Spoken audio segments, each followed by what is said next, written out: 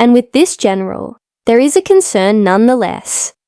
I wish perhaps that he would make his mea culpa if he was sent under false pretenses, and understand that this is not the right mission.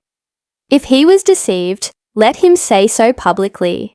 Otherwise, he should ask the Senate to acknowledge that he was wrong. Or, if his intent was malicious, then we will confront him properly for everything he has said. Absolutely, Chairman. You know, I see this clearly, and I do not mind calling them out, Cabineta and Burkina Faso, as they are fully aware that whether it concerns the gold reserves or not, all of those proceeds are simply exchanged in order to protect the junta regime. That is a lie, and it is truly disgraceful to witness an adult lie, particularly an adult general officer of a large army. It is Burkina Faso's gold. It does not concern him. Burkina Faso never had a gold reserve until we arrived. We were the ones who began to save gold in the treasury of Burkina Faso. Prior to that, there was not a single significant gold reserve in the country. That means he is a liar. What hurt me the most, however, was something deeply personal. Not because he holds the title of a general, nor because he is American, but for the simple and profound reason that he is a black man. It is very painful to witness them using a black man to fight against another black man. Your Excellency, we warmly welcome you to Sputnik Africa and express our sincere gratitude for accepting our invitation. It is a great honor for our esteemed agency. Thank you, Your Excellency. Your visit is taking place within the framework of the 80th anniversary celebrations to honor and commemorate Russia's significant and heroic victory in the Great Patriotic War. You enthusiastically attended the Grand Military Parade held yesterday on Red Square. What is your takeaway from this experience? What was your impression of the scale of the celebrations? Perhaps you could share which equipment impressed you the most. Thank you very much for your question and for clearly outlining the context. Indeed, this celebration marks Russia's victory in the Great Patriotic War. The bravery of the soldiers was truly unmatched.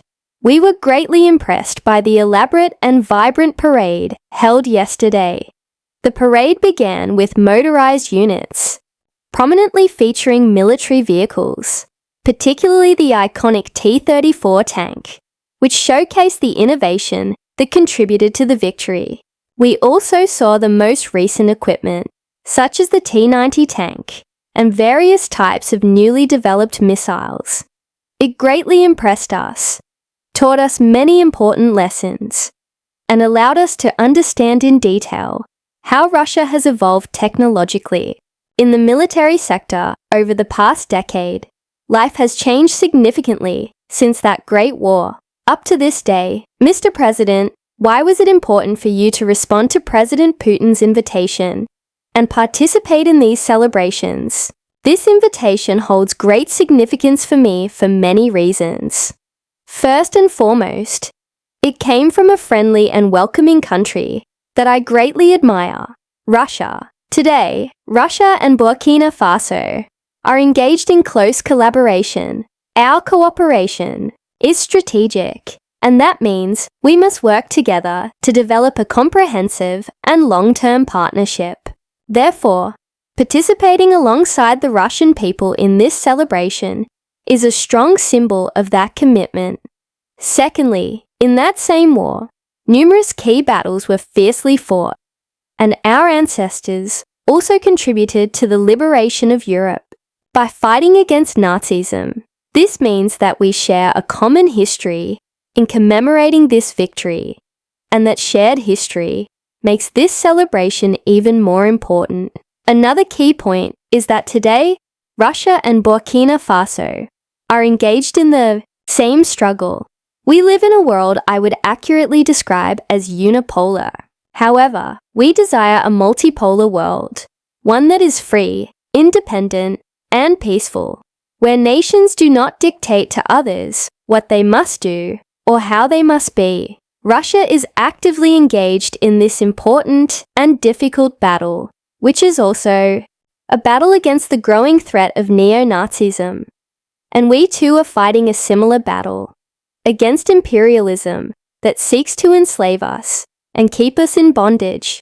We share the same worldview, which makes it highly symbolic that we have chosen to stand with the Russian people during this commemoration. Historically, the Soviet people made tremendous sacrifices to defeat Nazism, and today, Burkina Faso is making equally substantial efforts to fight and eradicate terrorism across the world. Do you see similarities between our two peoples? And how does that manifest more concretely? Yes, I have learned many lessons during this celebration. There are indeed many similarities between our current struggles.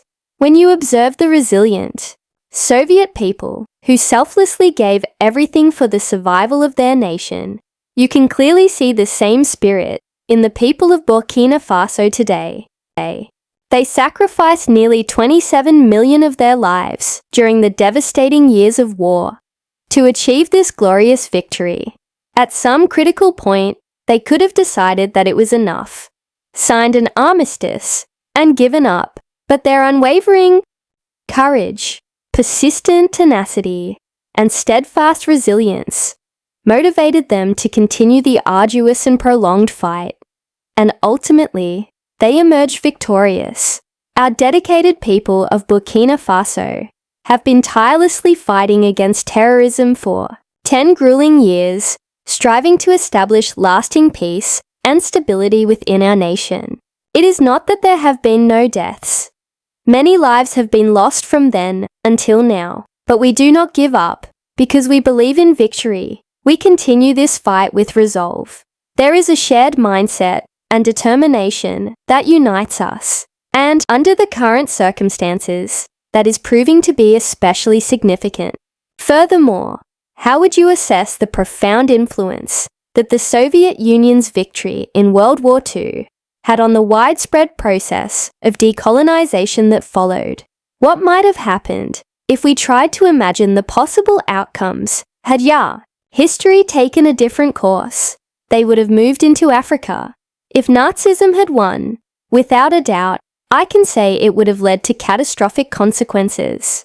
The Soviet victory contributed significantly to preventing that future. If Nazism had prevailed, I cannot imagine how drastically different the world would be today. Even as it stands, Black people historically have not been given the respect they deserve, and even today, that lack of respect remains. Black people have been referred to in dehumanizing ways. In many instances, they were treated as less than human. You are aware of the stories of colonization and slavery. Black people were tortured, caged like wild animals in Europe.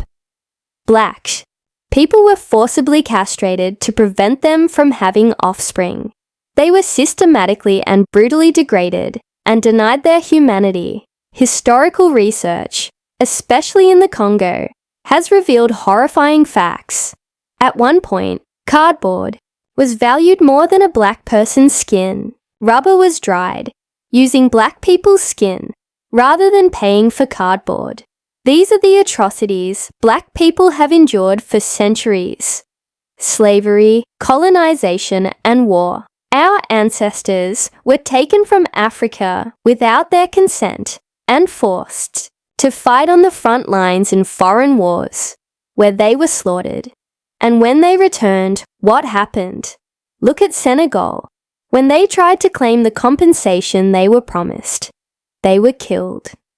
That demonstrates the utter disregard for Black lives. They went to fight alongside so-called allies who never treated them as equals. Now imagine if Nazism had triumphed. It would have been an absolute disaster for the world. That is why I say that this struggle was necessary. It was a battle against madness on a global scale, and Africa played a part in that struggle. Today, we can sincerely express our gratitude to the remarkable Soviet people who made the greatest sacrifices for the freedom of nations and future generations. No people lost as many lives or experienced as much destruction during that war as the Soviet people did. We are truly grateful. I believe that victory was essential, not only for the past, but for the hope it gives Africa today to continue developing and growing. Thank you very much for your thoughtful response. You recently declared that Burkina Faso will become the tomb of terrorism. Are you setting concrete deadlines to completely eliminate terrorism? And how do you foresee future Russian assistance in this regard as one of the central pillars of the Burkina Faso-Russia partnership? Let me explain. Burkina Faso's strategy is built on collaboration and the pursuit of shared goals. Today, there are criminals being recruited to fight in Burkina Faso. This is not just terrorism. I do not even know how best to define it. It is pure criminality. These are bandits, armed and supported by imperialist forces, who aim to destabilize us, keep us in a constant state of war, and exploit our resources. As I said before, we are determined to make Burkina Faso the graveyard of terrorism. When someone is recruited to fight here, they will rather choose to die than enter. That will happen because we are equipping, training, and providing our forces. And with advanced technology, these criminals evolve, but so do we. We are constantly adapting. Currently, we are facing a unique phase. The enemy has acquired new technologies, new combat strategies, all with support from imperialist backers. We have studied the situation thoroughly, and we are ready to respond immediately and effectively. You will soon witness our actions. Terrorism will end. I do not want to set an exact timeline, but rest assured, it will end, and it will end swiftly. As for Russia, all we respectfully ask is primarily intellectual support and extensive, comprehensive assistance to train and develop our advanced military-industrial sector. We must build our own capabilities, and we must train our youth in every domain necessary to face this war. This is the aspect that will make the decisive difference.